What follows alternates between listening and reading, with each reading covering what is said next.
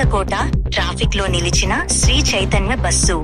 కాలం చెల్లిన బస్సులతో విద్యార్థులను ప్రయాణం చేయిస్తూ వారి ప్రాణాలతో చెలగాటమాడుతున్న శ్రీ చైతన్య యాజమాన్యం. కాకినాడ లక్ష్మీనారాయణ నగర్ కు చెందిన Sri Chaitanya bus Samarlakota railway station centre వద్ద రాగానే రోడ్డు మధ్యలో నిలిచిపోయింది. విద్యార్థులు నెట్టే ప్రయత్నం చేశారు. వేలకు వేలు ఫీజులు కట్టించుకుంటున్న యాజమాన్యం బస్సు నిర్వహణలో మాత్రం పూర్తి నిర్లక్ష్యంగా వ్యవహరిస్తోందని విమర్శలు వస్తున్నాయి. కాలం చెల్లిన బస్సులతో విద్యార్థులను ప్రయాణం చేయిస్తూ వారి ప్రాణాలతో చెలగాటమాడుతున్నారు.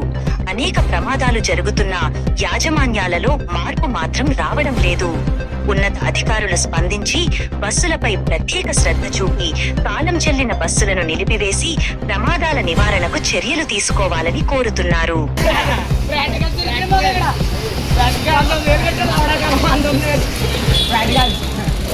బస్సు ఫీజు ఎంత కట్టారు? మరి బస్సు ఎందుకు తోస్తున్నారు మీరు?